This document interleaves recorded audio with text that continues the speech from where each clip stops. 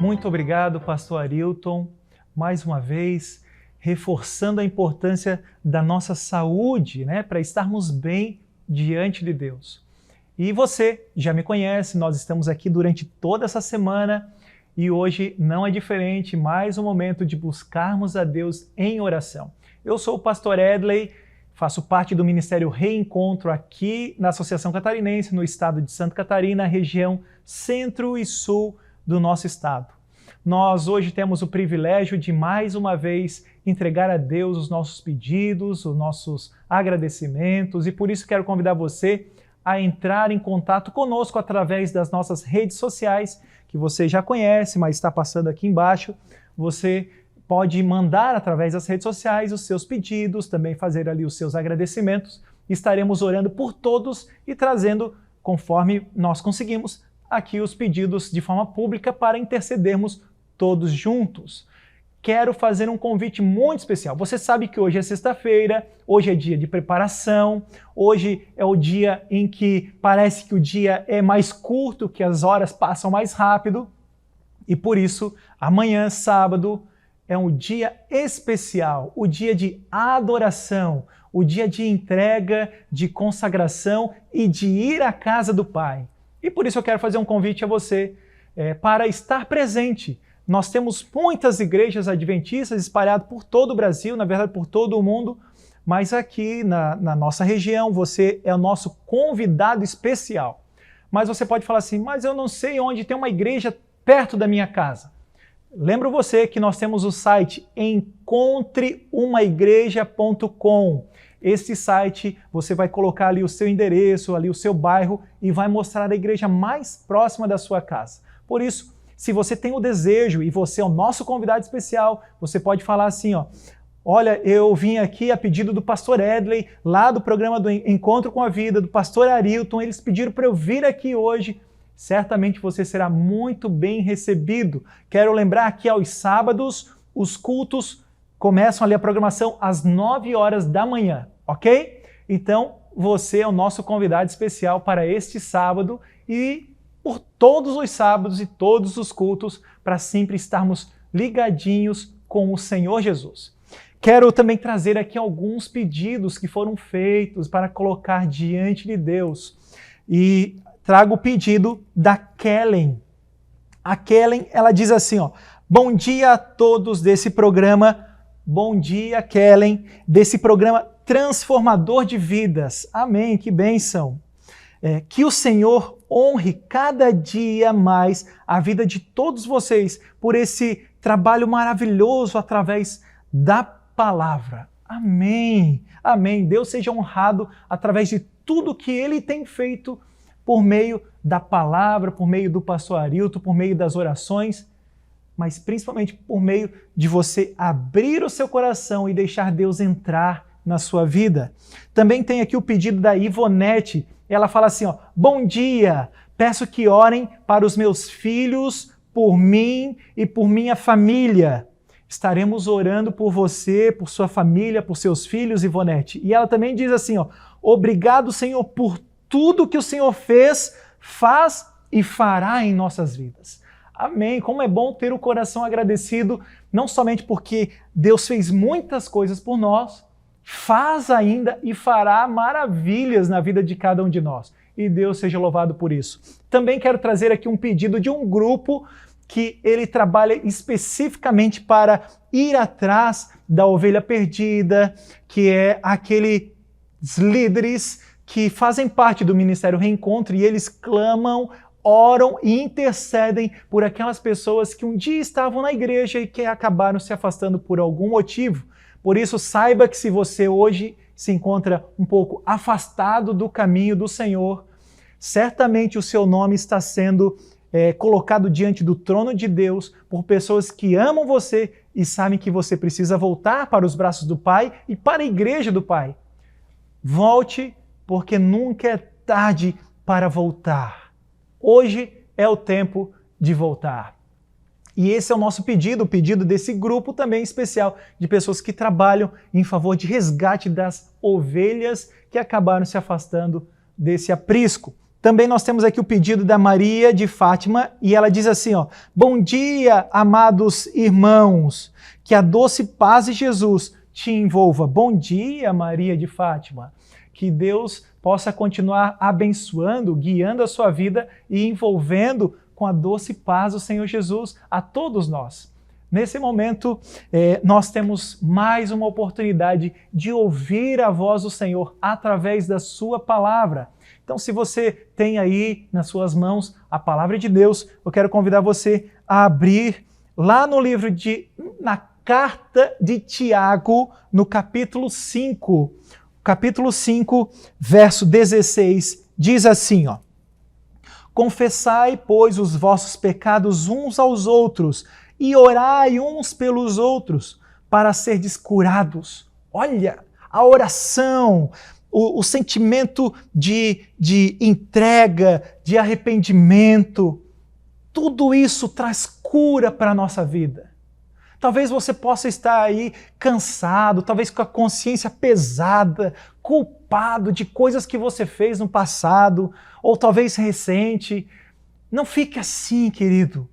Vá até Jesus, peça perdão primeiramente para Deus, peça perdão para aquele que talvez você ofendeu. Se não tem oportunidade, mas aceite principalmente o perdão que Deus lhe oferece. O texto continua dizendo assim, ó: muito pode por sua eficácia a súplica do justo. Muito pode a oração, a súplica do justo. Por isso, nesse momento, nós iremos colocar em prática esse texto que nós vimos aqui na palavra de Deus. Vamos suplicar, vamos nos colocar diante de Deus, que Ele nos torna justo e assim certamente irá ouvir a nossa voz, a nossa oração e a nossa súplica. Se você pode, convido você a fechar os seus olhos. Se não pode, permaneça conectado, concentrado neste momento de oração. Vamos falar com Deus?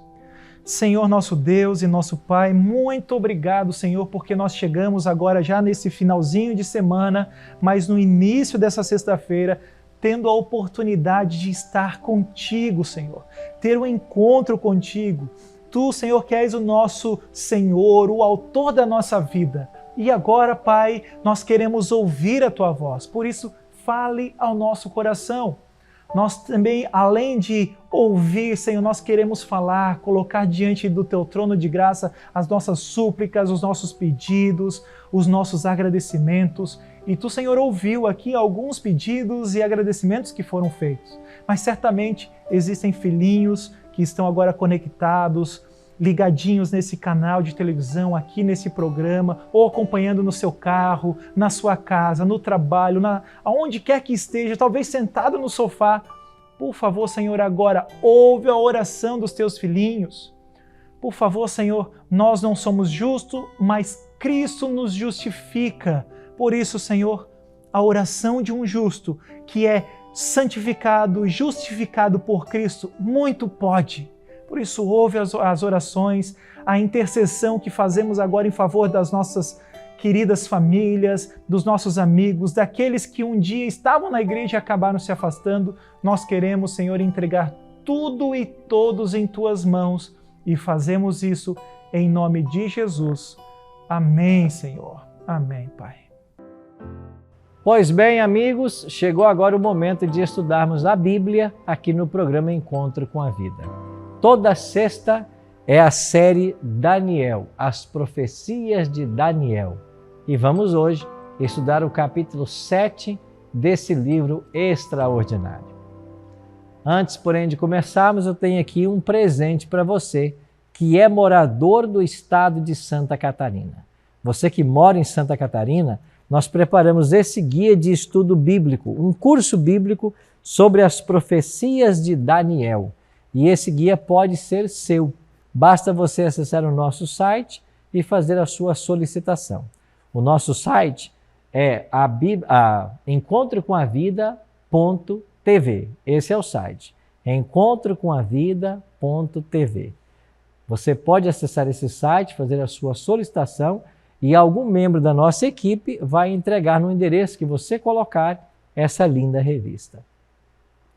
Se você quiser pedir a revista pelo WhatsApp, é bem simples, você pode pedir também. O WhatsApp do programa, deixa eu dar o número aqui, é o 48 3281 3075. Anotou aí? 48 3281 3075. Aqui está a revista, que é um presente para você que mora em Santa Catarina. E você que mora fora do estado de Santa Catarina, pode solicitar a sua pelo WhatsApp e nós vamos mandar o arquivo digital da revista, o PDF, para que você tenha acesso a todo o conteúdo da mesma maneira. Agora eu tenho mais 2 convites a fazer para você.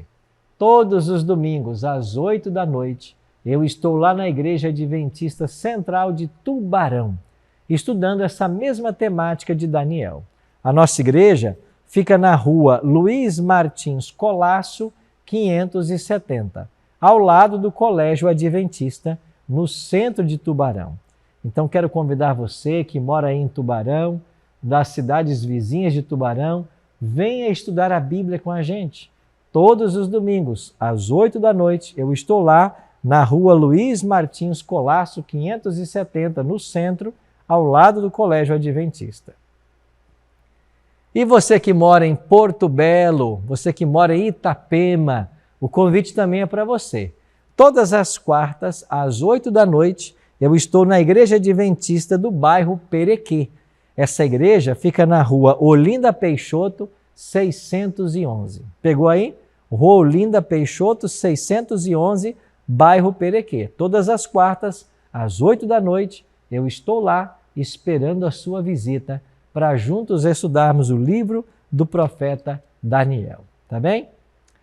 Hoje vamos avançar na parte profética do livro de Daniel. Chegamos agora ao capítulo 7.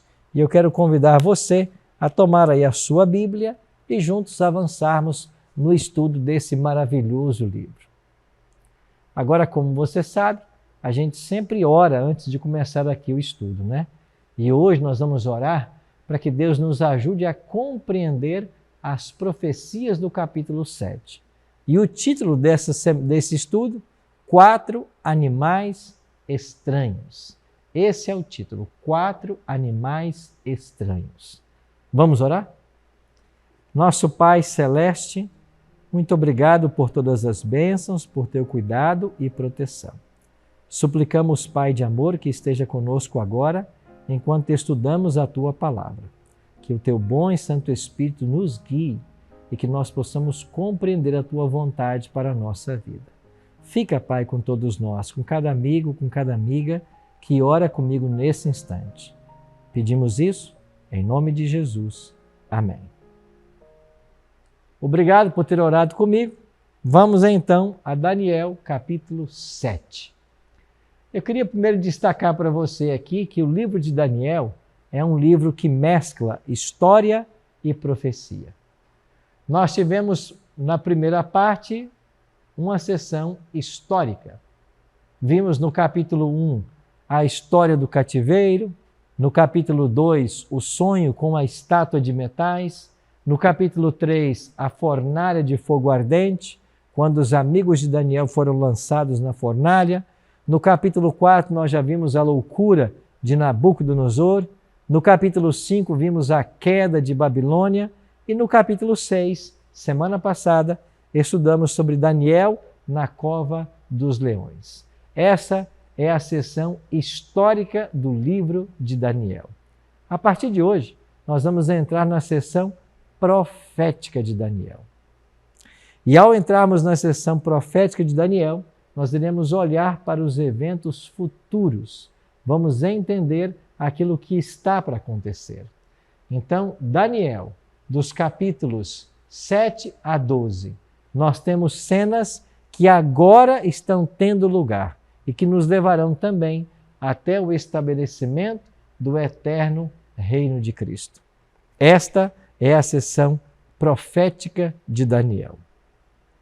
Quando estudamos a parte profética de Daniel, nós temos que entender que, como pano de fundo desse estudo, nós temos o tema do grande conflito. E nesse tema do grande conflito, há uma guerra pela adoração.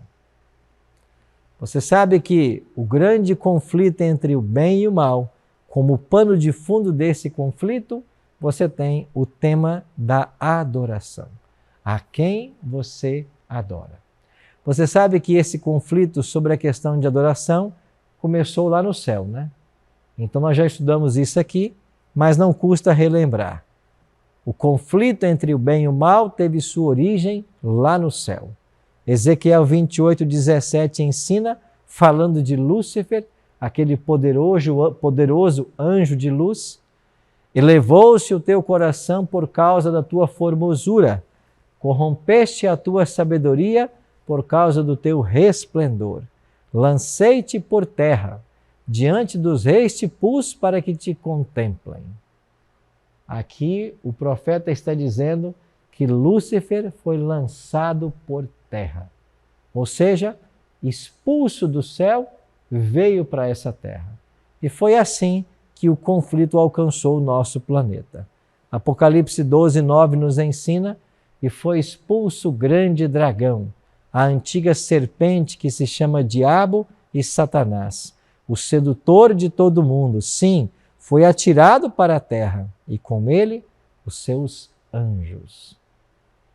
O conflito entre o bem e o mal envolve a questão da adoração e começou lá no céu. Lúcifer foi expulso, veio aqui para a terra. Aqui na terra, ele conseguiu convencer Adão e Eva a comer do fruto. Eles comeram e o pecado agora atingiu a família humana. Essa questão da adoração sempre esteve presente na história. Aqui, quando nós estudamos, por exemplo, Daniel capítulo 3, você vai se lembrar da grande imagem de ouro que Nabucodonosor erigiu na planície de Dura. Esta imagem foi erguida e quando todos os instrumentos fossem tocados, todos deveriam fazer o quê? Vos prostrareis e adorareis a imagem de ouro. Todos deveriam adorar aquela imagem de ouro. E você vai se lembrar que esta imagem possuía 60 côvados de altura e 6 côvados de largura. E os deuses da Babilônia são classificados por números, ou seja, nesta numeração estavam envolvidos os deuses da Babilônia. Então era uma questão de quem eles estavam adorando. Esta imagem de ouro era um apelo para que as pessoas adorassem as divindades da Babilônia. Quando vamos para o capítulo 6 de Daniel, o tema da adoração também está presente. Você vai se lembrar que houve ali um decreto para que ninguém adorasse nenhum outro Deus, senão ao Deus Dario. Vimos isso semana passada.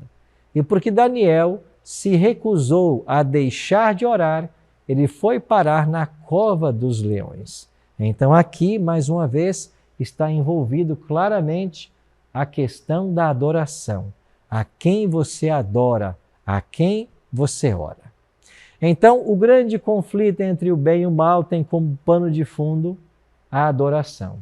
Agora, esta adoração, ela envolve 2 elementos. O primeiro deles é o santuário. Quer ver por quê? Olha comigo aqui para esse texto. O Senhor lhe entregou nas mãos a Jeoaquim, rei de Judá, e a alguns dos utensílios da casa de Deus. A esses levou-os para a terra de Sinear, para a casa do seu Deus, e os pôs na casa do tesouro do seu Deus.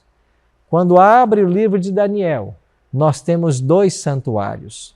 O santuário do povo de Israel, lá em Jerusalém, no Monte Sião, e o templo do deus Marduk, o templo de Esagila, lá na Babilônia.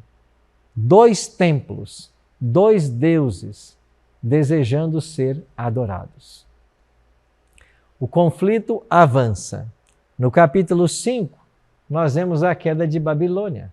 E Belsazar, ele estava tomando vinho nos utensílios de ouro e de prata que Nabucodonosor tirara do templo que estava em Jerusalém. Mais uma vez, os templos envolvidos.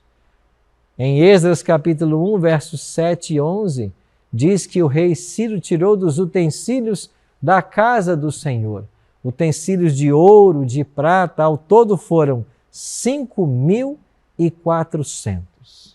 Ou seja, 5.400 utensílios Nabucodonosor havia tirado do templo lá em Jerusalém e levado para Babilônia. Assim, quando nós estudamos Daniel, a gente descobre que o pano de fundo do grande conflito é a guerra pela adoração. E nesta guerra pela adoração está envolvido o tema do santuário. Não apenas isso.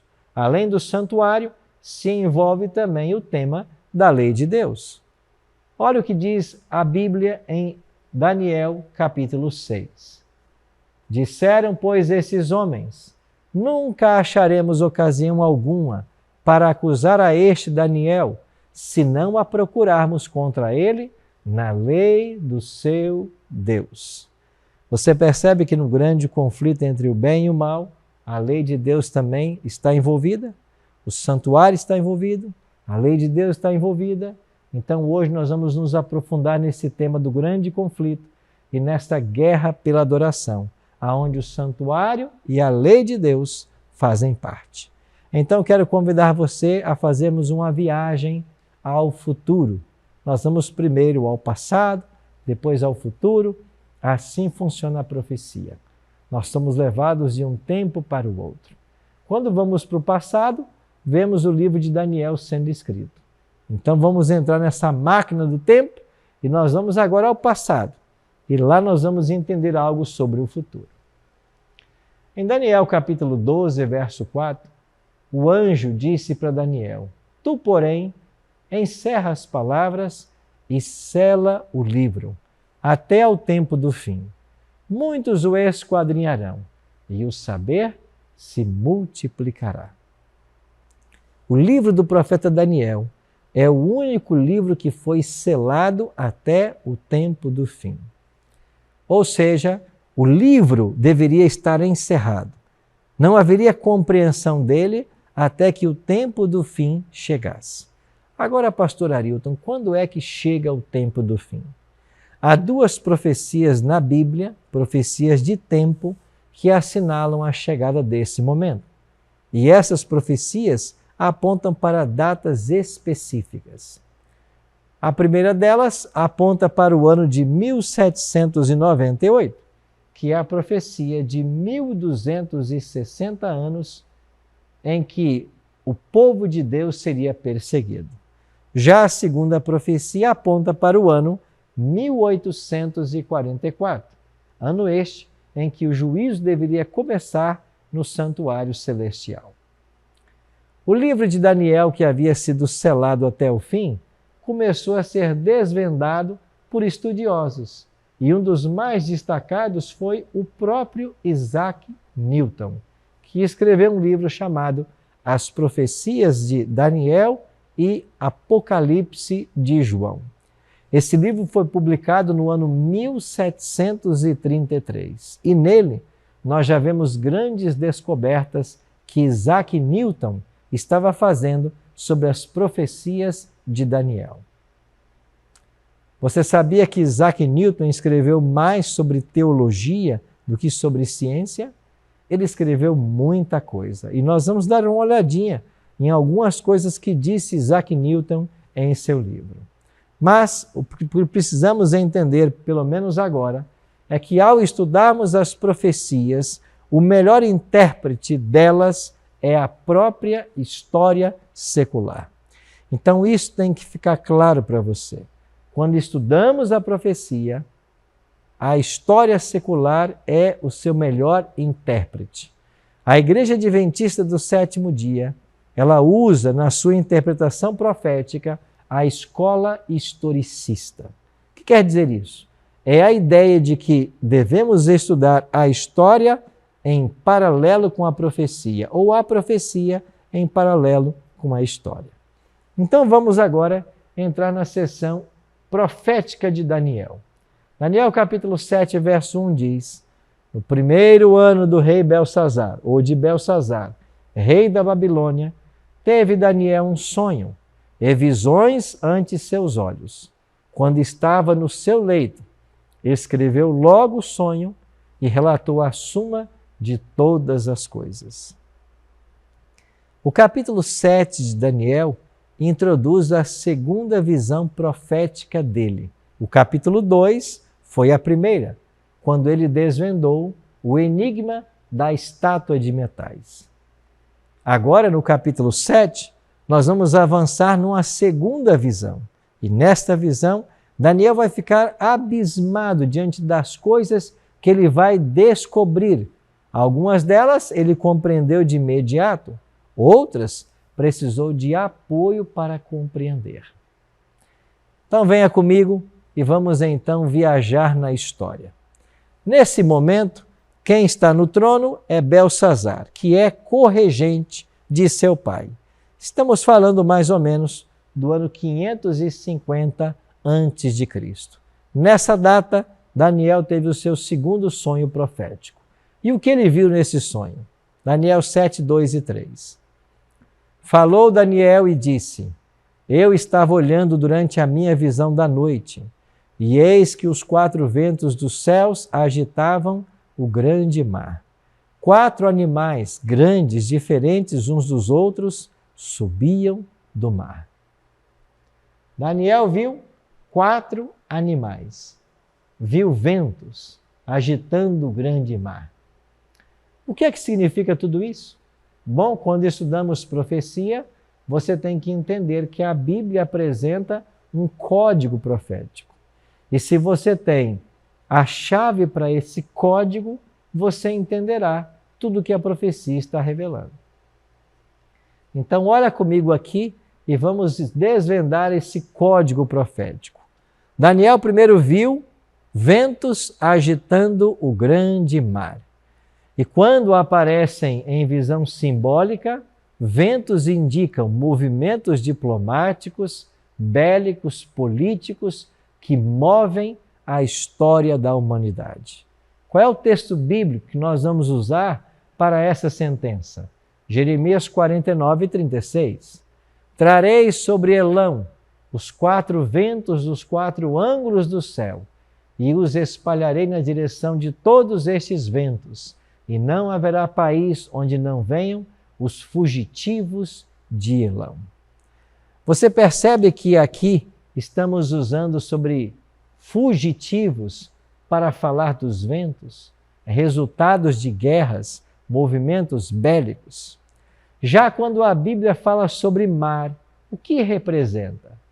Isaías 17, 12 diz: Ai do bramido do mar ou dos grandes povos, que bramam como bramam os mares, e do rugido das nações, que rugem como rugem as impetuosas águas. Você percebe que Isaías está usando de forma intercambiável a palavra águas e a palavra povos. Em Apocalipse 17, 15 está escrito: As águas que viste, onde a meretriz está assentada, são povos, multidões, nações e línguas. Então Daniel viu os ventos agitando o grande mar. Ou seja, Daniel viu movimentos bélicos, guerras envolvendo as nações. Compreendido isto, podemos avançar agora para o próximo elemento da visão. Você vai perceber que vão surgir agora animais, 4 animais. E esses animais, o que representam? Olhemos então para o texto. Eu estava olhando durante a minha visão de noite, e eis que 4 ventos do céu agitavam um grande mar, e 4 animais grandes, diferentes uns dos outros, subiam do mar. Animais, quando aparecem em visão simbólica, eles representam reis ou reinos. O próprio Daniel, no verso 17 do mesmo capítulo, vai dar essa interpretação. Esses grandes animais, que são 4 reis que se levantarão da terra. A Bíblia é muito clara. Os 4 animais que Daniel viu representariam 4 reinos que se levantariam da terra. O que mais Daniel viu? Daniel viu 4 animais. O primeiro deles tinha a aparência de leão. E esse leão vai nos lembrar quem? Vai nos lembrar Babilônia. Porque nós vamos entender agora que esses 4 animais, eles estão em paralelo com os impérios da estátua do capítulo 2. No capítulo 2, vimos 4 metais: ouro, prata, bronze e ferro. No capítulo 7, nós vemos um leão, um urso, um leopardo e um animal terrível e espantoso. Os 4 metais estão em paralelo com os 4 animais do capítulo 7. O primeiro animal era como o leão, tinha asas de águia, e enquanto eu olhava foram-lhe arrancadas as asas, e foi levantado da terra e posto em 2 pés como homem, e lhe foi dada mente de homem. Como eu disse, esse leão representa a cabeça de ouro, está em paralelo com a cabeça de ouro, e vai simbolizar o império da Babilônia, que dominou dos anos 605 até o ano 539 a.C. E essas asas arrancadas que o leão teve e ele foi colocado de pé, é uma alusão aos anos em que Nabucodonosor pastou como um animal, quando foi atingido por aquela doença, que nós não sabemos se era boantropia, licantropia, zoantropia, mas era um comportamento animal. Então veio Daniel, o segundo animal. Verso 5 diz que ele parecia um urso e ele trazia 3 costelas na boca. E foi dito para ele: levanta-te e devora muita carne. Se o leão estava em paralelo com a cabeça de ouro, esse urso está em paralelo com o peito e braços de prata. Logo, estamos falando da Medopérsia, que dominou o mundo dos anos 539 a.C. até o ano 331. E essas 3 costelas na boca, elas representariam as 3 principais conquistas do Império Medo-Persa: a Lídia, Babilônia e o Egito. Para que a Medopérsia dominasse o mundo, ela precisou dessas 3 vitórias. Chegamos ao terceiro animal, e é dito que ele era parecido com um leopardo. Tinha nas costas 4 asas de ave, e ele também tinha 4 cabeças. Esse leopardo está em paralelo com o quadril de bronze e representa a Grécia, que dominou o mundo dos anos 331 a 168. Ele possuía 4 asas e 4 cabeças. Essas 4 asas do leopardo falam da velocidade com que a Grécia dominaria o mundo. E num período curto de 12 anos, Alexandre sentou-se no trono da Grécia e conquistou todos os povos, estabelecendo o Império Greco-Macedônio. Aqui estão algumas datas e algumas guerras as quais ele foi vitorioso. E o que representa as 4 cabeças desse leopardo? Representam os 4 generais que assumiram o governo após a morte de Alexandre aos 33 anos de idade.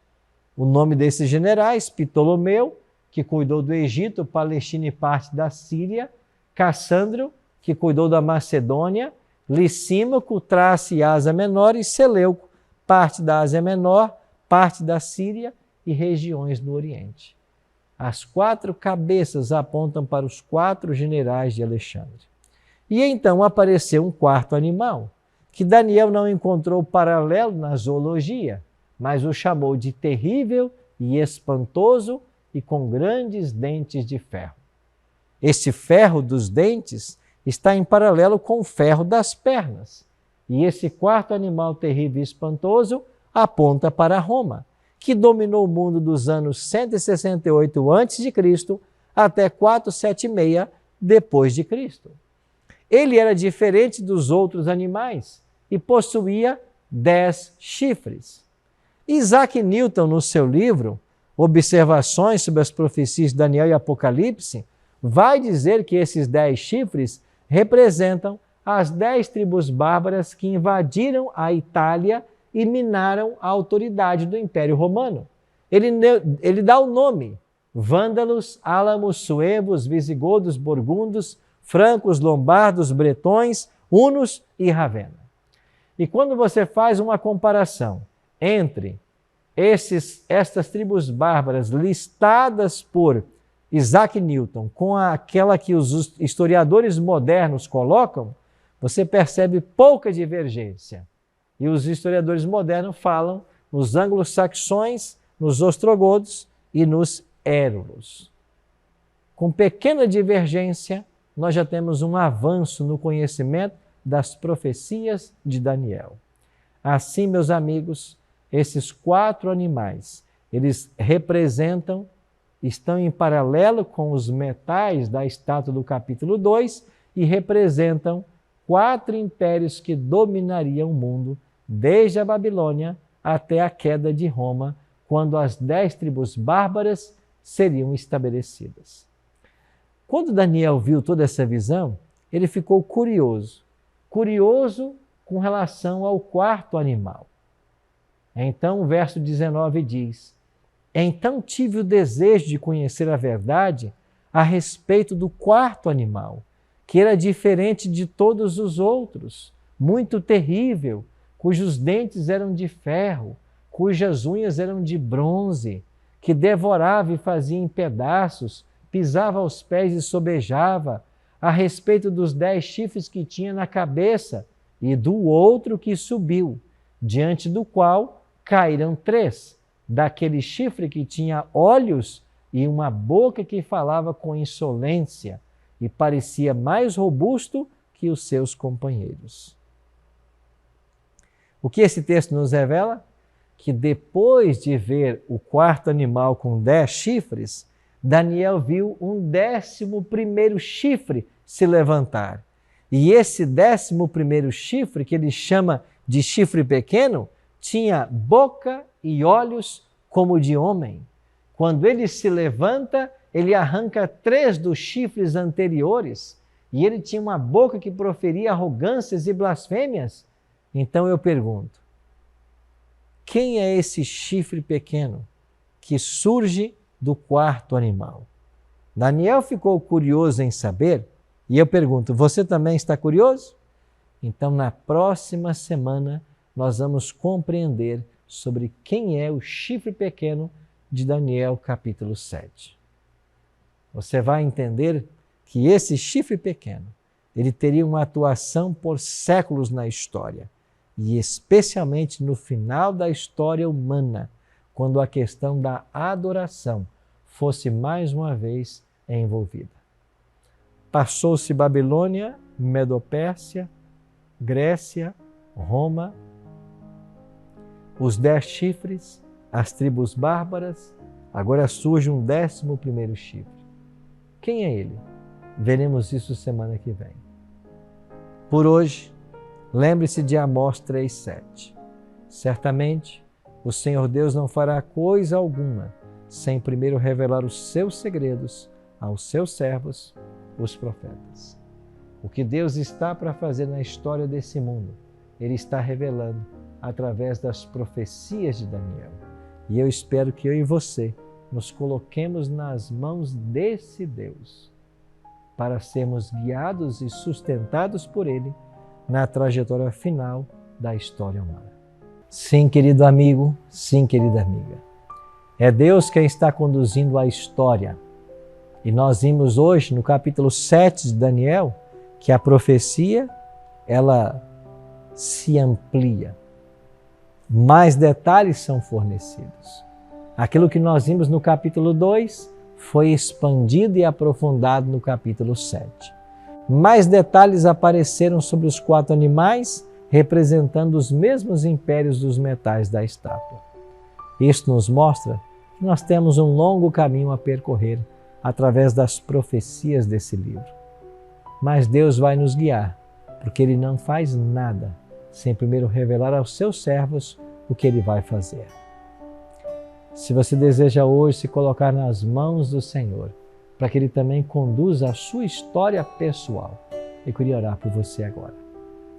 Nosso Pai, muito obrigado, Senhor, porque o Senhor está disposto a nos conduzir nesse mundo, a nos conduzir em direção à vida eterna.